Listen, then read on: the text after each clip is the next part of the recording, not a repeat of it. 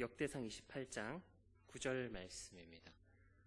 역대상 28장 9절 말씀을 한 절밖에 안 되니까요. 다 같이 한 목소리로 봉독하도록 하겠습니다. 함께 읽겠습니다. 시작. 내 아들 솔로몬아, 너는 내 아버지의 하나님을 알고 온전한 마음과 기쁜 뜻으로 섬길지어다. 여호와께서는 모든 마음을 감찰하사 모든 의도를 아시나니 내가 만일 그를 찾으면 만날 것이요 만일 내가 그를 버리면 그가 너를 영원히 버리리라. 아멘. 네, 오늘 말씀은 다윗이 죽기 전에 마지막으로 솔로몬에게 당부하고 있는 말씀입니다. 여러분, 마지막으로 당부하는 이 말을 우리가 보통 유언이라고 하죠. 여러분들은 혹시 좀 외람된 질문일 수 있지만 죽기 전에 혹시 남기고 싶은 말에 대해서 한번 생각해 본 적이 있으십니까? 네, 아니면 다윗이라는 사람을 한번 생각해 보시면, 다윗은 원래 양을 치는 목동이었죠. 그랬다가 왕에게 10년 이상을 쫓겨다니면서 유리하는 생활을 하다가 이스라엘의 왕이 되어가지고 가장 강대한 국가를 만든 위대한 왕이 되었습니다. 그런 입지전적인 이런 업적을 남긴 이런 사람이 유언을 남긴다면 어떤 말을 좀 남길 것 같으십니까? 우리가 일반적으로도 사람이 하는 말에 가장 영향력이 있는 말은 죽을 때 하는 말인 것 같아요. 우리 청개구리 예화에서도 엄마 말을 그렇게 안 듣던 청개구리도 어떤 말은 들어줍니까? 죽기 전에 마지막으로 한 말은 들어줍니다. 그래서 우리가 유언을 들으면 그 사람이 어떤 것을 인생 동안에 가장 중요하게 생각했는지, 그리고 그 사람이 어떤 삶을 살았는지에 대해서 어느 정도 좀 알 수 있는 것 같습니다. 우리가 좀 흔히 알고 있는 유명한 사람들의 유언을 몇 개 가져왔는데요. 한번 보여주실까요? 오빌 라이트, 흔히 라이트 형제라고 알려져 있는 사람입니다. 이 사람이 죽을 때 이런 말을 했다고 합니다. 유언을 남길 때, 바람은 높아 이제 날 수 있겠어. 유언을 보니까 이 사람이 어떤 것을 삶의 목표로 두고 살아갔는지, 어떤 것을 바라면서 살아갔는지가 좀 느껴지죠. 다음 사람도 한번. 조 디마지오가 메이저리그 유명한 선수였는데요. 마릴린 먼로의 두 번째 남편입니다. 이 사람이 마릴린 먼로를 사랑하다가 마릴린 먼로가 일찍 죽었잖아요. 평생 동안 그리워하면서 살다가 이제 죽을 때가 되어서 마침내 마릴린을 볼 수 있겠군, 이런 말을 남겼다고 하죠. 다음 한번 보여주시면. 이완용이죠. 자기 자녀들한테 무슨 말을 하냐면, 내가 보니까 앞으로 미국이 득세할 것 같으니 너는 친미파가 되거라. 그렇죠. 아무래도 정세를 읽는 눈만큼은 그래도 굉장히 대단했던 사람인 것 같습니다. 미국이 득세할 걸 이때부터 알아보고 친미파가 되거라, 이런 말을 남겼죠. 다음 한번 보여주시면. 알렉산더가 이게 어땠을 때 하는 말이냐면, 제국이 주인이 누가 되어야 되겠습니까? 물어보니까 가장 강한 자가 제국의 주인이 되어라, 이렇게 이야기를 했다고 합니다. 알렉산더가 어떤 인물이었는지가 그 유언을 보면 잘 나타나 있는 것 같습니다. 지금 오늘 본문 말씀도 다윗이 이제 죽을 때가 되어가지고 이스라엘의 모든 고관들과 지도자들을 모아놓고 마지막으로 자기의 당부의 말씀을 전하는 내용인데요. 에스겔 28장에서 먼저 하는 얘기들은 뭐냐면, 모든 사람을 모아놓고 한 얘기가 뭐냐, 자신이 못다 이뤘던 꿈 이야기나 이런 얘기를 하는 게 아니라 성전 건축을 반드시 해라, 이야기를 하고 있습니다. 이걸 보면 다윗이 성전 건축하는 일을 얼마나 사모했던 사람인지가 잘 나타나 있는 것 같습니다. 그리고서 이제 오늘 본문 말씀은 솔로몬에게, 아들 솔로몬에게 개인적인 당부의 말씀을 합니다. 솔로몬에게도 마찬가지로 성전 건축에 대한 이야기를 합니다. 여러분, 오늘 본문 말씀 바로 다음에 나오는 10절 말씀 한번 보시면요. 그런즉 이제 너는 삼갈지어다. 여호와께서 너를 택하여 성전의 건물을 건축하게 하셨으니 힘써 행할지니라 하니라. 이러면서 성전 건축을 하라는 명령을 솔로몬에게도 하고 있습니다. 그런데 아들인 솔로몬에게 성전 건축에 대한 이야기를 당부하기 전에 그보다 먼저 남긴 말이 있습니다. 그것이 오늘 본문에 나오는 말씀입니다. 그래서 우리도 성전 건축을 앞두고 있을 때 우리가 먼저 알아야 될 것이 무엇인가, 오늘 다윗의 유언을 통하여서 함께 알아보았으면 좋겠고요. 또 오늘 다윗의 유언을 통하여서, 다윗의 삶을 통하여서 하나님께서 주시는 그 큰 복을 누리고 하나님께와 그렇게 좋은 관계를 맺으면서 하나님께 주시는 복을 누릴 수 있었던 비결에 대해서 오늘 다윗의 유언을 통하여서 우리가 깨닫고 다윗에게 주신 복을 우리도 함께 누릴 수 있는 저와 여러분들이 다 되셨으면 좋겠습니다. 네, 오늘 본문 말씀을 다시 한번 보겠습니다. 오늘 본문 말씀에서 보시면 네, 다윗이 어떤 이야기를 먼저 하고 있냐? 내 아들 솔로몬아, 너는 내 아버지의 하나님을 알고 라는 말을 가장 먼저 하고 있습니다. 다윗이 솔로몬에게 마지막으로 당부하면서 어떤 말을 먼저 하냐면 내 아버지의 하나님을 알라 이렇게 이야기를 하고 있습니다. 여기서 알다라는 말은 여러분들께서 아시는 대로 지식적인 알을 말하는 것이 아닙니다. 어떤 것이냐면 경험을 통하여서 그 대상에 대해서 깊이 있게 알고 그의 본질까지 깨달아 알고 신뢰하는 것을 알다라는 말을 사용을 해서 표현을 하고 있습니다. 우리 사무엘상 2장 12절에도 한번 보시면요. 네, 엘리의 아들들은 행실이 나빠 여호와를 알지 못하더라 이렇게 표현을 하고 있죠. 홈리와 비느하스 이야기를 잘 아실 겁니다. 엘리의 아들들, 엘리도 제사장이었고 그 아들들도 누구였냐면 제사장이었습니다. 당연히 제사장이기 때문에 여호와 하나님을 알지 못할 리가 없습니다. 아마 지식적으로는 하나님에 대해서 아주 잘 아는 사람들이었을 것입니다. 그런데 성경은 이들을 향해서 뭐라고 하냐면 하나님을 알지 못하였다라고 말을 하고 있습니다. 그래서 여기서 알다라는 것은 그냥 지식적인 내용에서 그치는 알미 아니라 다윗처럼 삶을 통하여서 하나님을 경험하고 하나님을 알게 되었던 것을 뜻하고 있습니다. 그럼 여러분 이 말을 듣고 있는 솔로몬은 당연히 생전에 하나님을 경험하면서 다윗이 어떤 삶을 살아가는지에 대해서 아주 잘 들어왔을 것입니다. 다윗은 10대 때, 그죠? 그 양을 치다가 기름 부음을 받아가지고 기름 부음을 받게 됩니다. 그리고 양을 치는 목동이를 할 때부터 하나님을 깊이 경험하는 삶을 살아갔습니다. 양을 치면서 무서운 들짐승들이 나타날 때도 하나님께서 그를 보호하시고 지키시는 것을 경험을 하면서 살았습니다. 그러다가 본인의 의도와는 다르게 전쟁터에 한번 갔다가 어린 나이에 골리앗을 상대하면서 사자와 곰들 가운데서도 나를 지키신 하나님께서 저 대적 앞에서도 나를 지키실 것이라는 믿음을 가지고 골리앗과 싸워 승리하면서 순식간에 전쟁 영웅이 되죠. 그래서 사람들로부터 칭찬과 이런 추앙을 받다가 시기심 때문에 사울 왕으로부터 10년 이상을 유리하면서 노숙하면서 살아가는 삶을 살아갑니다. 혹은 이방 나라 땅에서 미친 척을 하면서 살아가기도 합니다. 비참한 삶을 오랜 기간 동안 살아가게 되죠. 그러나 그 기간 동안에서도 여전히 하나님께서 자기를 사랑하시고 지키시고 보호하시는 것을 경험하면서 살아갔습니다. 결국에는 하나님께서 다윗으로 하여금 모든 대적들 앞에서 항상 승리하게 하시고 다윗으로 하여금 이스라엘 역사상 가장 위대한 왕국을 만들고도록 해주셨습니다. 이런 하나님을 경험한 다윗이 솔로몬에게 말하는 것입니다. 하나님을 알아라. 그런데 하나님을 알라라고 할 때 그냥 알라라고 하지 않고 뭐라고 하냐면 내 아버지의 하나님을 알라라고 말을 하고 있습니다. 당연히 여기서 아버지는 누구겠습니까? 다윗이겠죠. 내가 삶을 통하여서 경험한 그 하나님을 너도 경험하면서 살아가라라는 당부의 말입니다. 여러분 오늘 이 말씀은 지금 우리에게 하시는 말씀이기도 합니다. 여러분 우리도 하나님에 대해서 많이 배웁니다.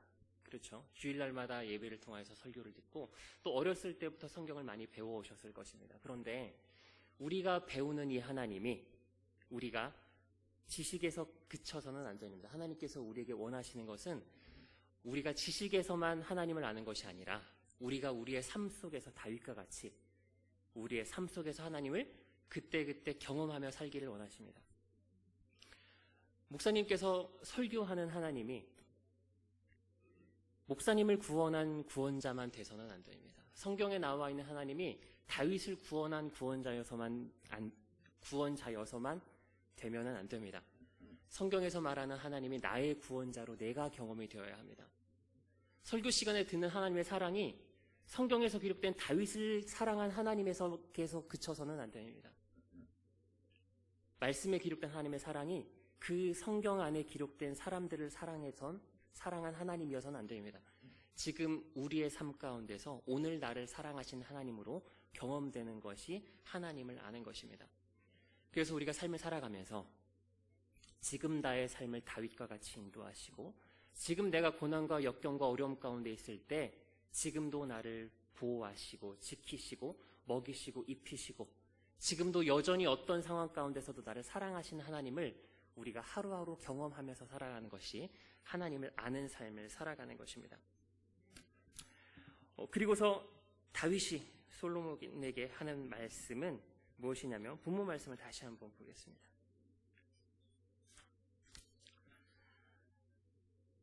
두 번째로 말씀하고 있는 것은 내 아버지의 하나님을 알고 온전한 마음과 기쁜 뜻으로 섬길지어다. 여호와께서는 모든 마음을 감찰하사 모든 의도를 아시나니 라고 말을 하고 있습니다. 오늘 말씀에서 뭐라고 말씀하시냐면 하나님을 온전한 마음과 기쁨으로 섬기라고 이야기를 하고 있습니다. 그런데 그 이유에 대해서 그 뒤에서 말하는 것이 뭐냐면 하나님께서는 모든 마음을 감찰하시는 분이기 때문이라고 합니다. 여러분 오늘 이 말씀에서도 다윗의 삶이 그대로 녹아 있습니다. 다윗은 그 누구보다도 마음을 감찰하시는 하나님에 대해서 깊이 경험했던 사람입니다. 우리 사무엘상 16장 7절 말씀을 함께 보시겠습니다.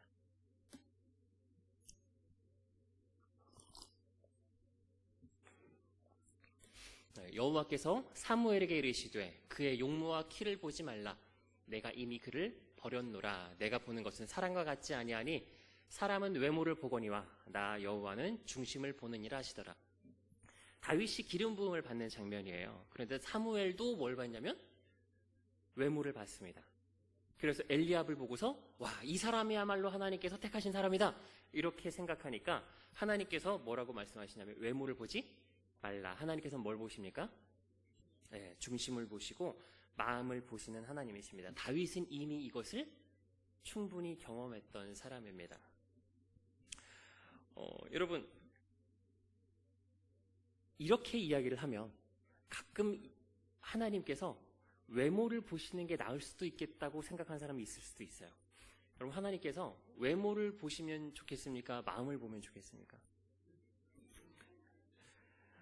가끔 이제 외모를 보면 좋겠다 하시는 사람들은 이제 왜냐하면 우리가 정말 온전한 마음과 기쁨으로 하나님께 예배하고 섬기기가 쉽습니까? 어렵습니까?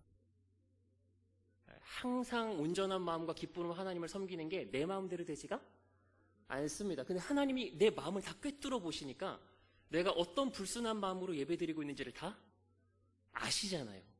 그러니까 좀 뭐 할 수 있냐면 불편할 수 있어요.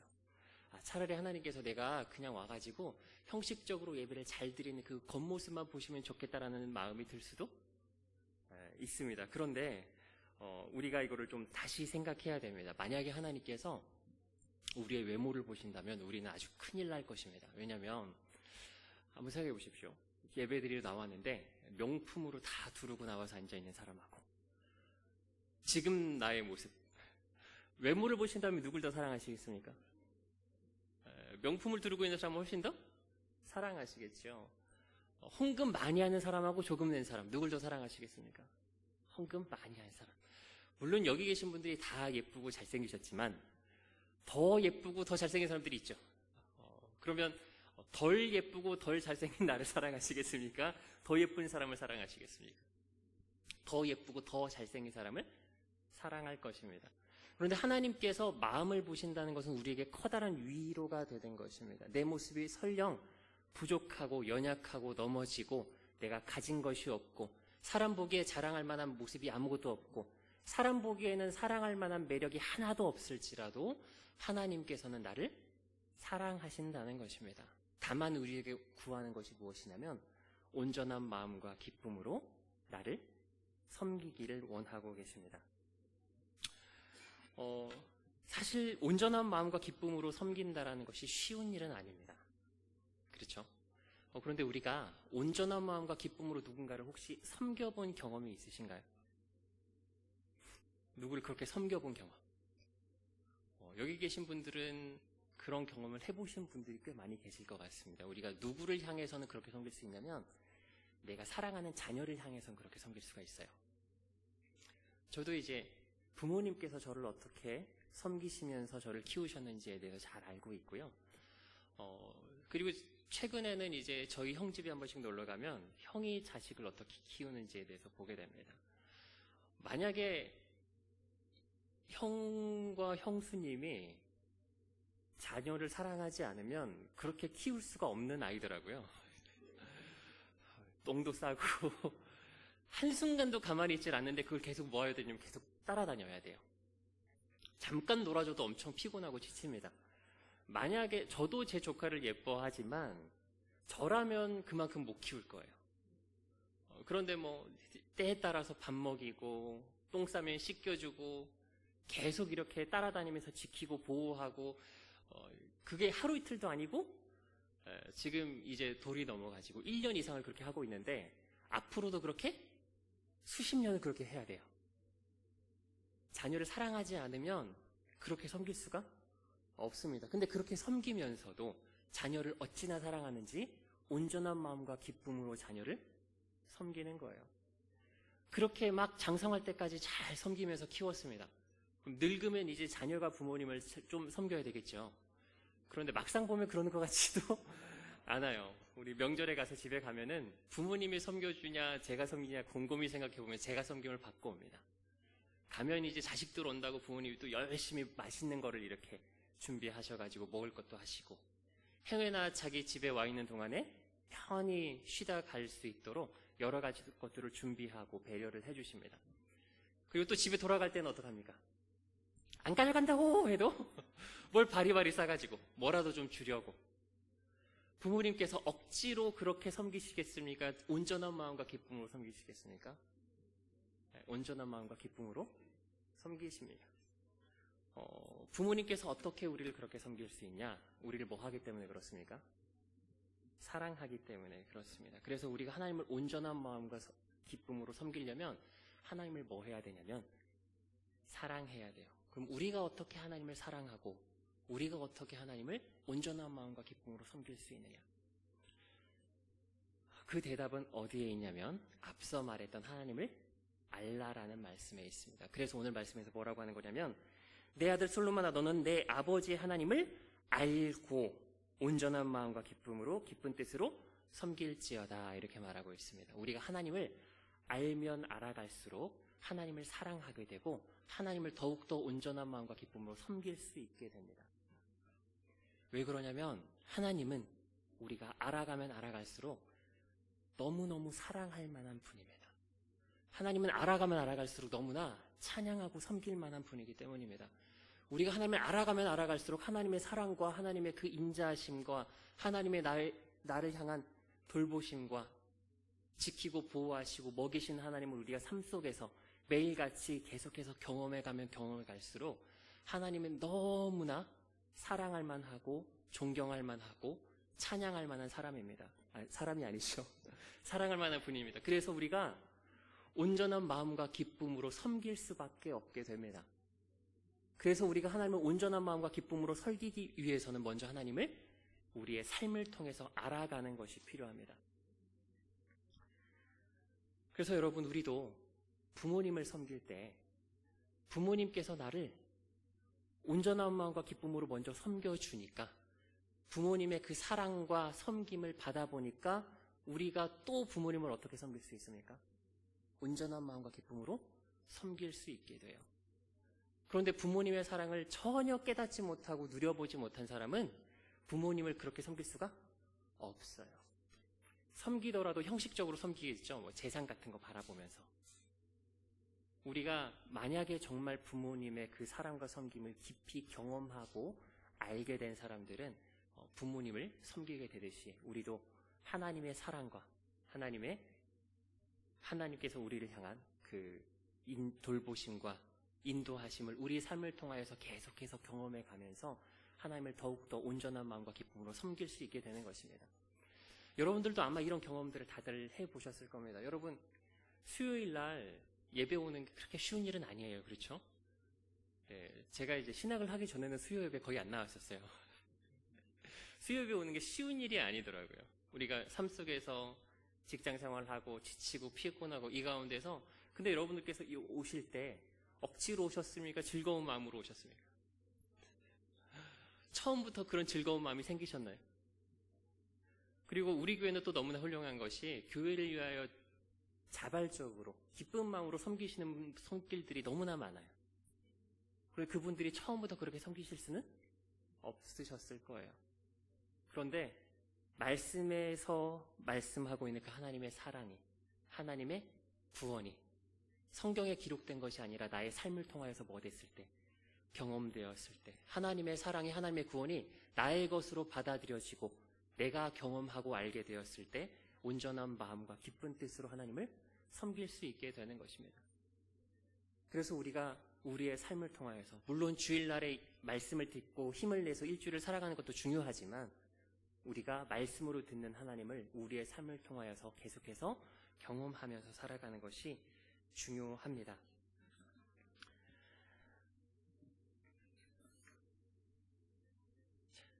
그리고 마지막으로 본문 말씀을 다시 한번 보겠습니다.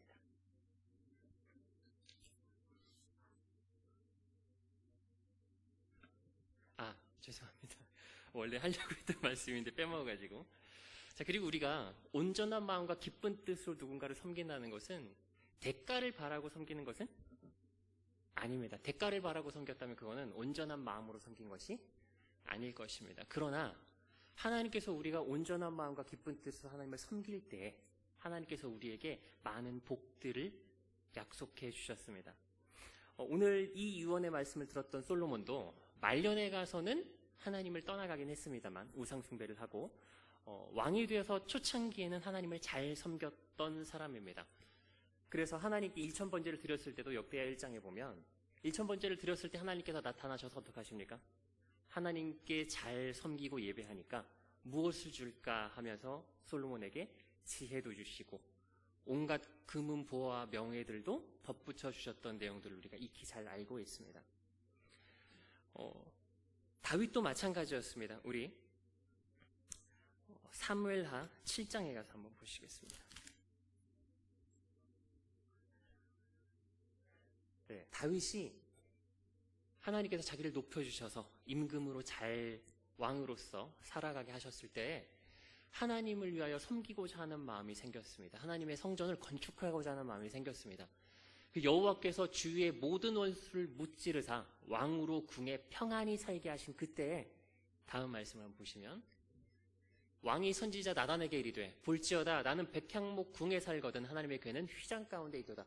다윗에게 어떤 마음이 생겼냐면 하나님의 성전을 건축하고 하나님을 섬기고자 하는 하나님의 성전을 사모하는 마음이 생겨났습니다.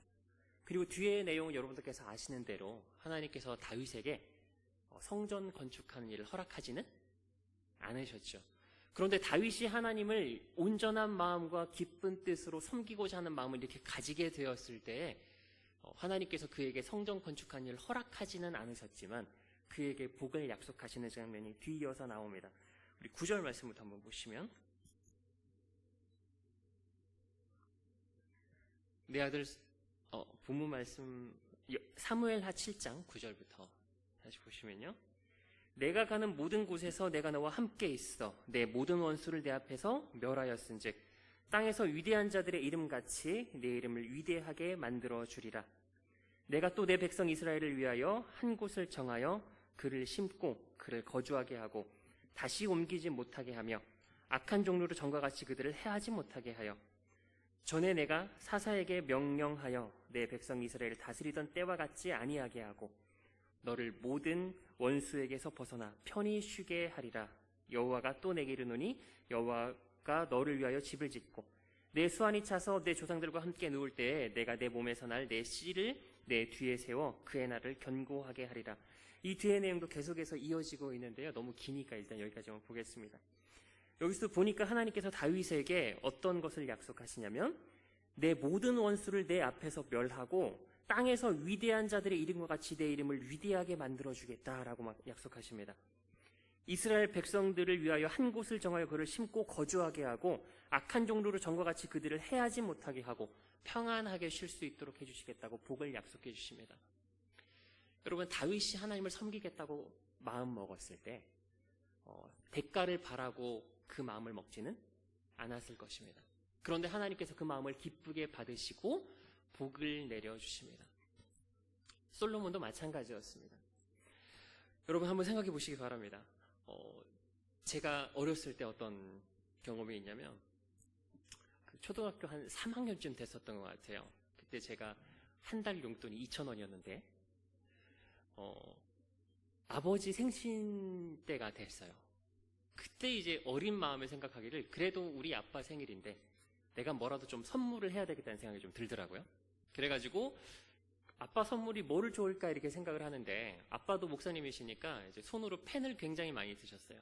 설교 준비 다 이렇게 손으로 써가지고 하셨었거든요. 그래가지고 아빠가 펜을 많이 쓰니까 펜을 좀 사드렸으면 좋겠다 해가지고 그 문방구에 갔습니다. 문방구에 갔더니 모나미 펜 한 다스가 이렇게 있더라고요. 모나미 펜 한 다스가 가봤더니 딱 2,000원인 거예요. 근데 한 달 용돈인데 그래서 손이 벌벌벌 떨리는 거죠. 야, 한 달 용돈인데 이거를 아빠한테 주면 나는 한 달 동안 이제 아무것도 내 과자랑 맛있는 걸 못 사 먹는데 근데 제가 이제 그거를 대범하게 사가지고 아빠한테 가가지고 생신 선물이라고 하면서 드렸습니다. 아버지 입장에서는 그게 별거가 아니었겠죠. 2,000원 되는 거 얼마 아니었겠죠. 그래서 아버지한테 그걸 딱 드렸더니 이게 웬걸 아빠가 용돈으로 지갑에서 10,000원짜리를 꺼내가지고 너무 좋아하시면서 딱 주시더라고요. 그래가지고 오! 나는 2,000원을 썼는데 10,000원이 맞네. 그래가지고 내가 아버지를 섬긴 것보다 더 큰 거를 받은 거예요. 그때부터는 이제 제가 아빠한테 선물을 드릴 때 주저한 적이 없습니다. 항상 제가 드린 것보다 더 많은 거가 아버지 지갑에서 나온다는 걸 경험했기 때문에 주저함 없이 아빠한테 막 이렇게 선물을 드리고 했었던 기억이 있습니다. 여러분, 우리가 하나님을 사실 섬길 필요가 없습니다. 하나님께서 우리가 섬겨드리지 않아도 이미 모든 것을 다 가지고 계신 분이세요. 그런데 우리가 기쁜 마음, 온전한 마음과 기쁜 뜻으로 하나님을 섬길 때에 하나님께서 그것을 기쁘게 받으시고 더 큰 복으로 우리에게 채워주실 줄 믿습니다.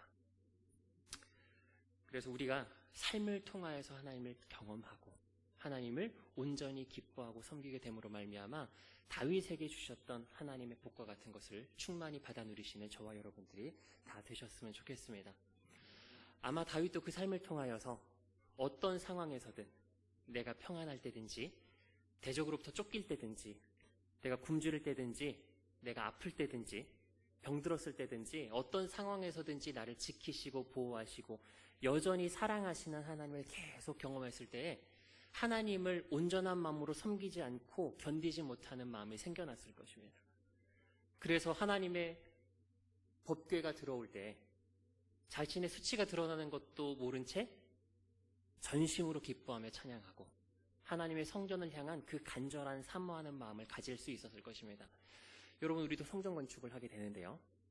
하나님의 교회와 성전을 향한 마음이 어떤 분들은 간절하게 생기셨을 수도 있고 어떤 분들은 마음이 생기지 않으셨을 수도 있습니다. 우리가 하나님께서 주시는 마음만큼 섬기시면 됩니다. 그리고 하나님께 더 섬기셔서 더 큰 복을 받고 싶으신 분들은 억지로 하지 마시고 하나님을 먼저 삶 속에서 경험하고 하나님의 사랑의 넓이와 깊이를 우리 삶을 통하여서 더욱더 깊이 받아 누리시는 데에 집중하셨으면 좋겠습니다. 자, 오늘 9절 말씀 다시 한번 보겠습니다. 자, 다윗이 이어서 당부하고 있는 말씀은 무엇이냐면 내가 만일 그를 찾으면 만날 것이요 내가 만일 그를 버리면 그가 너를 영원히 버리시리라 라는 말씀입니다. 좋다가 이 부분은 조금 기분이 나쁠 수도 있어요. 버리면 그가 너를 영원히 버리시리라 이러니까 뭔가 무서운 말씀이 조금 드실 수도 있습니다. 그런데 이 말씀은 우리가 하나님을 만나기 위해서는 하나님을 우리의 노력과 우리의 힘으로 찾고 구해야 된다라는 말이 아닙니다. 그런 조건적인 설명이 아닙니다. 이 말씀에 앞서서 어떤 말씀이 기록되어 있냐면 제가 성경을 다른 데를 폈네요. 본문 말씀 다시 한번 보여주시면 오늘 말씀에 앞서서 여호와께서는 모든 마음을 감찰하사 모든 의도를 아시나니 내가 만일 그를 찾으면 만날 것이요 내가 만일 그를 버리면 그가 너를 영원히 버리시리라 라고 말씀하고 있습니다. 내가 만일 그를 찾으면 만날 것이요 말씀 전에 뭐가 있냐면 여호와께서는 모든 마음을 감찰하사 모든 의를 아시나니 라는 말씀이 먼저 되고 있습니다. 여기서 여호와께서도 모든 마음을 감찰하신다라는 이 감찰한다라는 단어와 내가 만일 그를 찾으면에서 이 찾다라는 단어가요 다라시라는 말로 동일한 단어가 사용됐습니다. 그래서 이 말씀은 어떻게도 할 수 있냐면 여호와께서 우리의 마음을 먼저 찾으시고 방문하시고 묻고 계시는 것입니다. 그래서 우리의 모든 마음을 뭐 하시는 것이냐면 알고 계시는 거예요. 여호와께서 먼저 우리를 뭐 하고 계신 거냐면 찾고 방문하고 구하고 계시는 것입니다. 그렇기 때문에 내가 만일 그를 찾으면 만날 것이요 라고 말하고 있는 것입니다. 하나님께서 우리를 먼저 뭐 하고 계십니까? 찾고 구하고 계십니다. 그렇기 때문에 우리가 여호와를 찾으면 뭐 할 수 있습니까? 만날 수 있습니다. 그리고 내가 만일 그를 버리면 너를 영원히 버리시리라는 말씀도 하나님께서 우리를 먼저 찾고 구하고 계실 때 우리가 하나님께서 우리를 구하실 때 그것을 뭐 하지 않으면 받아들이지 않으면 하나님께서 버리신다라는 말씀이 됩니다. 무엇과 같은 말씀이냐면 우리 예수님께서 오셨을 때에도 자기 땅에 오매 자기 백성이 영접하지 아니하였으나 예수님께서 먼저 우리에게 성육신하여서 찾아오셨는데 영접하지 아니하면 우리가 구원받을 수 없습니다. 하나님께 복을 받을 수도 없는 거예요. 하지만 영접하는 자 곧 그 이름을 믿는 자는 하나님의 자녀가 되는 권세를 받고 하나님께 주시는 복을 충분히 받아 누릴 수가 있는 것입니다. 우리 성경에서는 하나님은 우리를 먼저 찾고 계셔서 찾으면 반드시 만나주시는 분으로 기록하고 있습니다. 요한계시록 3장 20절 말씀도 한번 보겠습니다.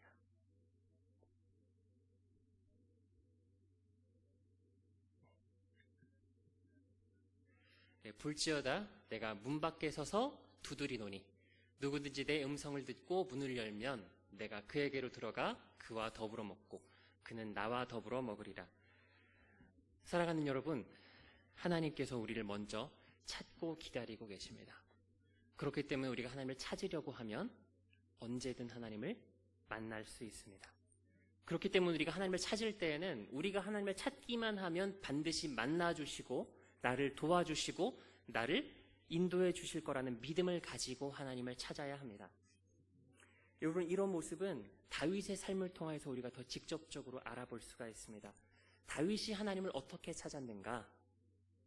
우리 다윗이 하나님을 얼마나 찾고 어떤 상황에서 찾았는지에 대해서 시편 42편 말씀을 통해서 한번 살펴보겠습니다. 우리 다윗이 하나님을 찾았던 것처럼 하나님을 찾음으로 하나님께서 다윗에게 주시는 복들을 우리도 함께 받아 누리시기 원합니다. 시편 42편 말씀 보겠습니다.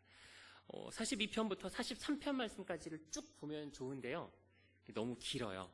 그래서 이 시의 한 단락만 제가 여기다 가져왔습니다.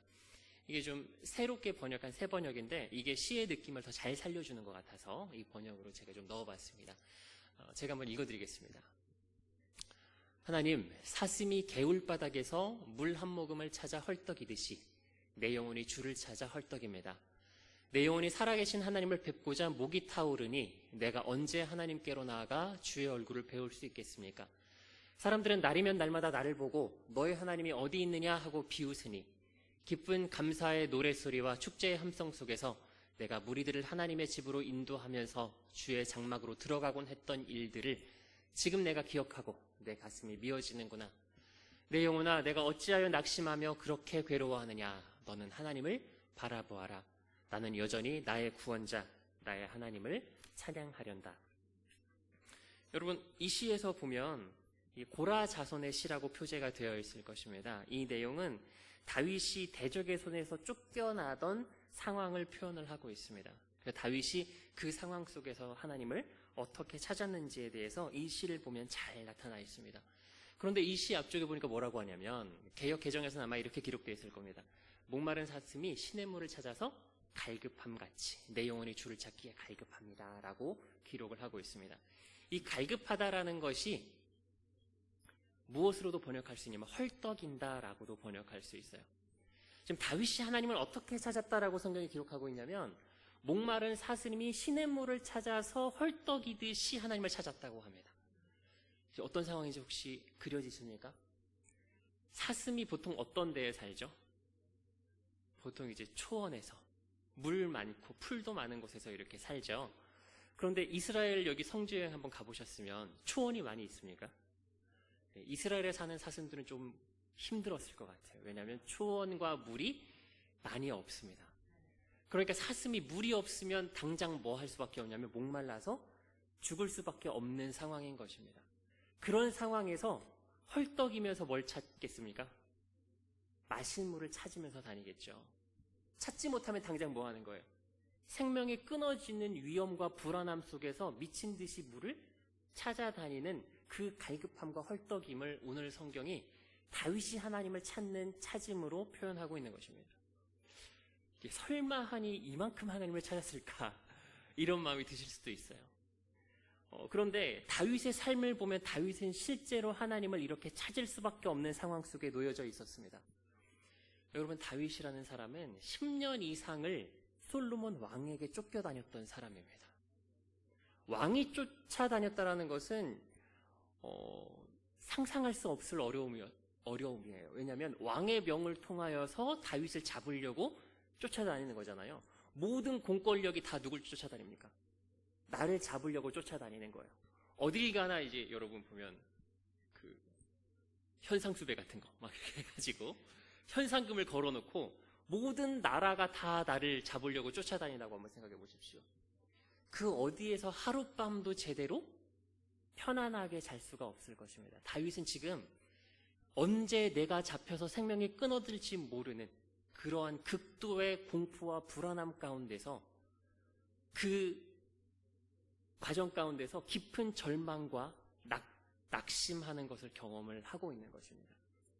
그래서 오늘 다윗이 계속 말합니다. 내 영혼아 어찌하여 낙심하고 낙담하여 있느냐. 내 하나님을 구하라. 여러분도 혹시, 그리고 여러분 그 42편, 43편을 혹시 이제 집에 가셔서 시간이 되시면 같이 한번 쭉 묵상해 보시기 바랍니다. 다윗이 자기가 처해 있는 상황에 대해서 표현한 표현들을 보면 기가 막힌 표현들이 많이 나옵니다. 파도가 다 나에게 몰려오는 것 같은 그런 상황 속에서 낙심해 있습니다. 칼이 내 뼈를 찌르는 것 같은 고통을 느끼고 있는 상황입니다. 여러분, 그래서 다윗 같은 상황도 삶에서 그런 극도의 어려움과 고난이 찾아왔을 때 낙심하고 절망할 수밖에 없었어요. 사람은 누구나 연약하기 때문에 그런 상황이 왔을 때에도 하나님을 향한 믿음으로 단단히 무장돼가지고 아무렇지 않을 수 있는 사람은 아무도 없습니다.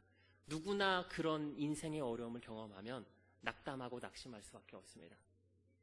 그러나 하나님을 믿는 하나님의 자녀들이라면 그 상황 가운데서 반응은 달라야 할 것입니다. 다윗은 이때 어떻게 했냐면 하나님을 더욱더 간절하게 붙잡고 찾았습니다. 우리도 우리 인생 가운데 그런 극도의 근심, 걱정과 낙심하는 일이 찾아올 수 있어요. 여러분 한번 생각해 보십시오. 직장에서 잘리고, 직장은 쉽게 코로나 팬데믹 상황으로 구해지지가 않고, 통장 잔고는 계속해서 줄어가고 있고, 집에 월세와 보증금을 내지 못해가지고 보증금도 계속 깎여나가고 있는 상황입니다. 이런 상황이라고 한번 생각해 보십시오. 그럼 그 상황에서 아무 근심 걱정 없을 수 있겠습니까? 누구나 그런 상황이라면 근심 걱정하고 낙심할 수밖에 없을 것입니다. 그런데 그런 상황 가운데서 더욱더 우리가 무엇을 해야 하냐면 하나님을 찾아야 합니다. 우리가 물론 평안할 때도 하나님을 찾아야 하지만 낙심 가운데 있고 공경 가운데 있다. 그러면 하나님이 더욱더 필요할 때고 하나님을 더욱더 구하고 간절히 찾고 사모해야 할 때입니다. 여러분 삶 가운데 혹시 고난과 어려움을 겪으셨습니까? 그러면 그것은 우리가 하나님을 더욱더 찾고 사모해야 할 때라는 것을 우리에게 알려주고 있습니다. 근데 가끔 그런 생각이 드실 수도 있습니다. 평안할 때는 하나님을 내가 잘 찾지 않았다가 인생의 공경과 어려움이 오니까 이때만 하나님을 찾아도 될까? 뭔가 마음속에 양심의 가책이 좀 느껴지실 수 있어요. 그래서 선뜻 하나님께 나아가기 어렵습니다. 내가 그렇게 잘 먹고 잘 살고 평안할 때는 하나님을 그렇게 안 찾았는데 지금 이렇게 어렵다고 하나님 찾으면 하나님이 이쁘다고 하실까? 이런 생각이 드실 수 있습니다. 근데 여러분 한번 상황을 바꿔서 생각해 보시기 바랍니다. 혹시 여러분들의 자녀가 지금 경제적인 파산 상태에 있습니다. 지금 월세도 내지 못하는 상황이고 나를 도와줄 친구들도 아무도 없습니다. 나를 사랑하고 좋아해주고 지지해주던 친구들이 내 상황이 어려우니까 다 나를 떠나갔어요. 이제 혼자서 홀로 당장 내일 월세도 없고 추운 겨울에 난로를 뗄 그 뭐라고 하죠? 그 가스비도 없고 당장 밥을 챙겨 먹기도 어려운 상황에서 여러분들께 도움을 구하고 찾았으면 좋겠습니까? 아니면 그것 평소엔 날 안 찾더니 쌤통이다. 전화도 안 하더니 혼자서 좀 고생 좀 해봐라. 이러셨으면 좋겠습니까? 여러분 그런 상황이라면 평소에도 좀 잘 찾았었으면 좋겠지만 그런 상황이라면 오히려 나를 찾지 않고 도움을 구하지 않고 혼자 끙끙대고 있는 모습이 훨씬 더 마음 아플 것입니다. 여러분 우리가 고난과 역경 가운데 있다면 그건 역시 하나님께서 우리 삶 가운데 허락하신 일들이에요. 그럼 하나님께서 그런 일을 허락하신 이유는 어쩌면 하나님을 더욱더 찾고 하나님을 경험하는 삶을 살게 하시기 위해서 그런 환경들을 나에게 허락하셨을 수 있습니다. 여러분 혹시 지금 어려움이나 고난이나 걱정, 근심들이 여러분에게 놓아져 계시다면 이때가 더 하나님을 찾고 하나님을 경험해야 될 때구나라는 것을 깨달으시고 하나님을 더욱더 다윗처럼 목마른 사슴이 시냇물을 찾는 갈급한 심정으로 찾으시는 저와 여러분들이 되셨으면 좋겠습니다. 여러분 그러할 때 오늘 말씀하고 있는 것처럼 하나님께서 먼저 나에게 찾아오셔서 나를 찾고 구하고 계시기 때문에 여전히 나를 만나주시고 나를 도와주시고 나를 보호해주시고 나를 먹이시고 입히시고 여전하게 나를 사랑하시는 그 사랑을 깨닫게 하실 줄 믿습니다.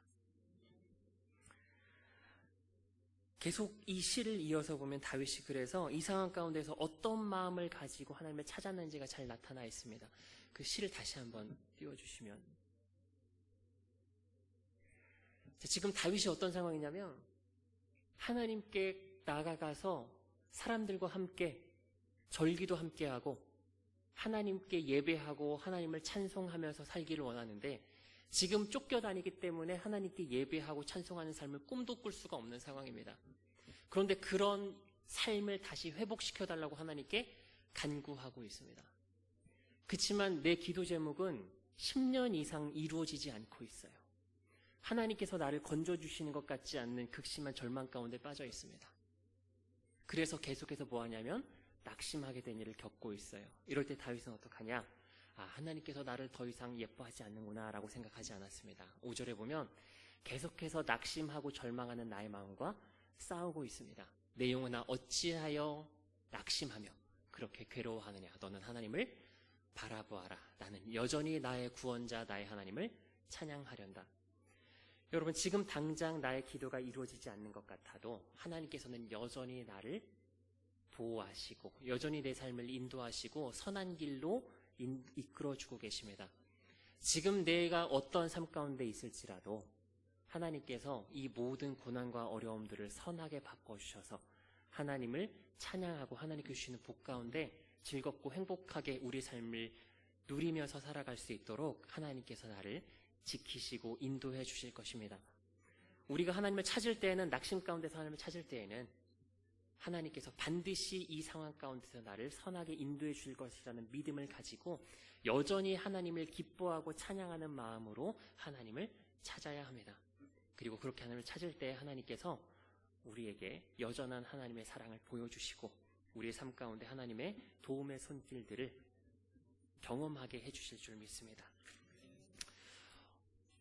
여러분 오늘 말씀을 통하여서 다윗이 솔로몬에게 당부하고 있습니다. 성전 건축하기보다 먼저 당부하고 있는 말씀이 너는 삶을 통하여서 내가 경험했던 하나님을 너도 경험하는 삶을 살라라고 당부하고 있습니다. 그리고 그러한 하나님을 경험하는 가운데 온전한 마음과 기쁜 뜻으로 하나님을 섬김으로 하나님께서 주시는 충만한 복들을 받아 누리기를 당부하고 있습니다. 여러분, 이 당부는 하나님께서 지금 우리에게 하시는 당부이기도 합니다. 여러분, 우리가 성전 건축을 앞두고 있는데 여러분, 성전 건축하는 일이 너무너무 중요한 일이지요. 하지만 우리가 하나님께 성전을 건축하는 것보다 하나님께서는 지금 우리가 우리의 삶 가운데서 하루하루 선하시고 인자하시고 자비하시고 어떤 상황에서도 나를 버리지 아니하시고 사랑하시는 하나님의 사랑을 매일매일 경험하면서 하나님을 알아가기를 더욱더 원하고 계십니다. 이런 하나님을 경험하는 가운데서 우리가 하나님의 성전 건축하는 일을 온전한 마음과 기쁜 뜻으로 섬길 수 있는 저와 여러분들이 다 되었으면 좋겠습니다. 네, 말씀 여기서 마치고 기도하겠습니다.